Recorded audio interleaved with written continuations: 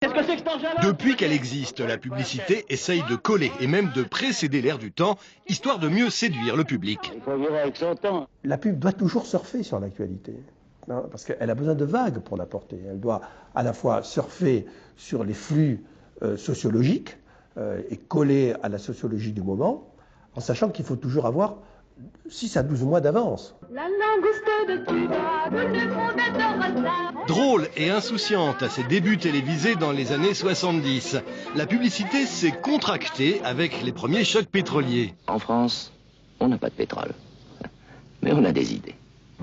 Dans les années 80, de l'argent roi, de la privatisation de TF1, la pub est tape à l'œil et les budgets sont sans limite.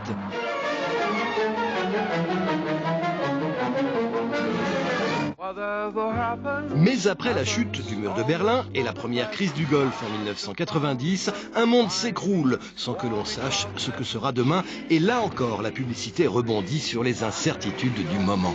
Il se trouve que c'est une époque où on a commencé à parler de déconsommation. Et c'est assez intéressant de voir qu'au moment où les gens pouvaient penser que le monde, entre guillemets, pouvait s'écrouler autour de soi, c'était précisément le plaisir de cette consommation qui renouait un peu avec le quotidien. Je vais bien. La fin du XXe siècle, c'est aussi l'avènement du zapping. Un zapping qui ne concerne pas seulement les programmes de télévision ou les produits de consommation courante. On peut se demander d'ailleurs si à certains égards, ce zapping dans la consommation n'a pas contaminé d'autres comportements, que ce soit dans la vie personnelle ou dans la vie des lecteurs, etc., où on a l'impression que les gens utilisent de plus en plus leur liberté de choix pour démontrer peut-être une plus grande multi-appartenance ou des comportements qui sont nettement moins logiques que ceux que l'on avait dans les années 60 ou 70, où on valorisait la cohérence. Ils se marièrent et ils eurent beaucoup d'enfants. À ce titre, la pub nous offre une lecture quasi caricaturale de l'évolution des rapports entre hommes et femmes durant les 35 dernières années. Du lait, du Nesquik et des enfants. T'es sûr que tu veux pas m'en donner? Non. Tu es sûr? Très bien. Mais qu'est-ce que tu fais? J'appelle ton mari. Mais non, je rigole. On a déjà dîné. Je passe à prendre dimanche soir. Ça vient 2 minutes. Tabou il y a peu encore, l'adultère, le divorce ou la famille recomposée ont peu à peu fait leur apparition dans les messages publicitaires. Toujours fidèle, à ce que je vois. Toujours un sucre, je crois. Seul point commun à toutes ces époques, l'objectif de la pub, lui, n'a pas changé. Ça te va bien les cheveux mouillés. Il ne faut pas se méprendre sur le rôle de la publicité parce qu'elle n'est pas là pour tenir un discours de sociologie, elle est là pour tenir le discours de la marque. Et donc, ce qui est l'intérêt par exemple, du Nescafé, c'est de rappeler effectivement, il se trouve que là c'est l'occasion d'un divorce, que les gestes du quotidien sont empreints justement des produits du quotidien et des marques qui ont accompagné la vie de chacun. Dis maman, comment tu sais qu'on était là-bas? Bon, il est temps qu'on y aille.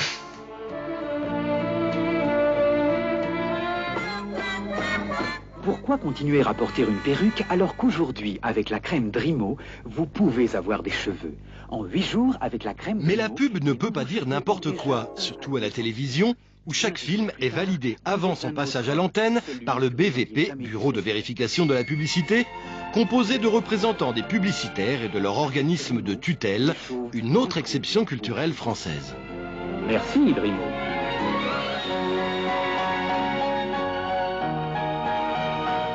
La profession publicitaire française a fait beaucoup d'efforts parce qu'elle s'est beaucoup autocensurée. Elle a créé le BVP, qui n'existe pas dans tous les pays.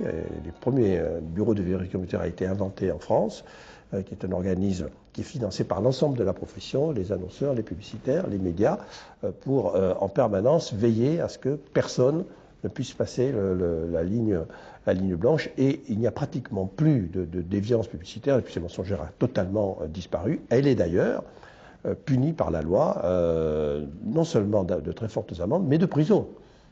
Et c'est la moindre des choses, parce qu'on n'a pas le droit de tromper le consommateur. Chaque année, le BVP doit visionner 12 000 spots publicitaires. La grande majorité de ces films ne pose aucun problème, mais sous la pression de leurs clients, les publicitaires sont parfois tentés de franchir la ligne jaune pour faire ce que l'on appelle un coup, et jouent dans ce cas à un véritable jeu du chat et de la souris avec le BVP. Quand un annonceur dit à son agence « Je veux émerger, faites-moi émerger, je ne veux pas être dans la masse, je veux qu'on me voie », l'agence comprend ça comme un appel à faire quelque chose qui sorte de l'ordinaire. Sortir de l'ordinaire, c'est parfois essayer de sortir un tout petit peu des clous, soit en termes d'image, soit en termes de législation type loi Evin ou autre truc. Il faut être malin. Une fois, j'avais fait un spot pour une tronçonneuse. On voyait une tronçonneuse qui coupait une énorme bûche. Et donc, il y avait la voix de Valérie Lemercier qui faisait écho. Des bites, des bites, des bites, des bites, les plus grosses.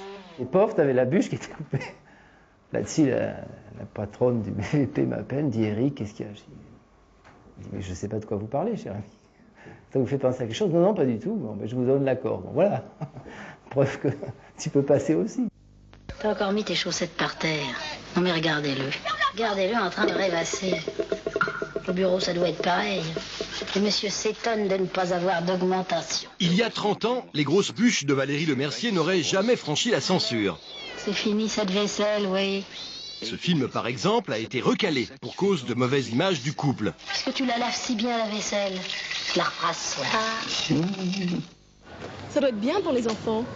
Mais c'est pour eux que je l'ai acheté. Aujourd'hui, la tolérance est plus grande et les publicitaires en profitent pour pousser le bouchon toujours un peu plus loin. Et pour ma femme, qui a la gentillesse de faire les courses, elle est pratique et facile à garer. C'est rare d'entendre un homme parler comme vous. Vous voulez l'essayer? Thomas, peut-être? D'accord.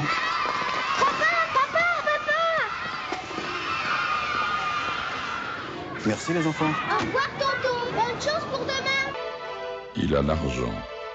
Il a le pouvoir. Il a une Audi. Il aura la femme.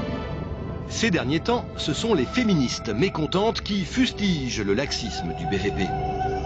Le BVP laisse passer beaucoup de clichés sexistes. Nous demandons une loi antisexiste. Nous appelons à la responsabilisation des professionnels, que les publicitaires arrêtent de nous voir comme des bouts de viande ou des mamans dévouées. Les femmes sont autre chose, les hommes sont autre chose que des hommes perpétuellement tirant la langue pour acheter le produit à défaut de la femme. Il y en a assez de nous montrer des relations aussi caricaturales. Il faut dire que côté cliché, la pub française n'est pas la plus nuancée du monde et cela ne date pas d'hier. C'est en vous montrant des belles nanas, avec des belles gambettes, des femmes objets, qu'on vous vend des chaussures à n'importe quel prix. La nudité, c'est bien évidemment la tentation permanente. Je dirais même la facilité, hein, mettre une belle fille. L'on nous a croqué. La nudité n'a pas à être utilisée pour promouvoir un produit qui n'a rien à voir avec le corps de la femme. C'est la fameuse règle d'Aristote. On n'a pas le droit de plaider en dehors de la cause. Quoi?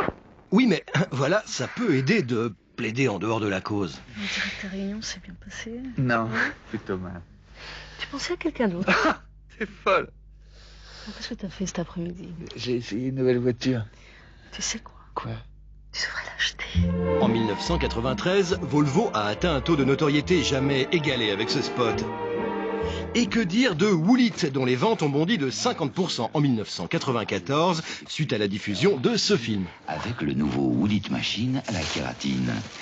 Et ça se voit. C'est vrai que toutes ces publicités incitent à acheter manifestement d'après les résultats de leurs ventes et qu'on leur vend en même temps une idéologie machiste où les femmes sont des rondeurs, des allusions à la sexualité lourde qui doivent susciter le désir et se traduire par le désir d'acheter.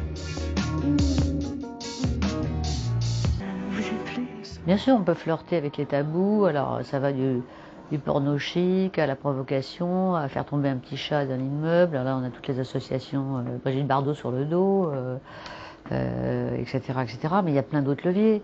Il y a l'intelligence. Il y a une idée qui vous fait... Tiens, ça, j'y avais pas pensé. Hein. Ils m'ont bien eu.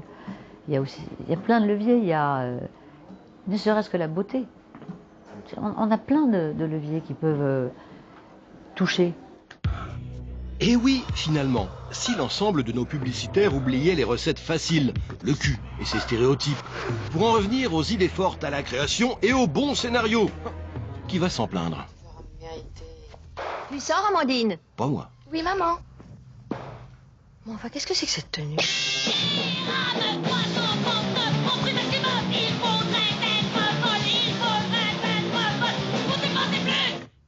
Bonne soirée, ma chérie. Bonne soirée, maman.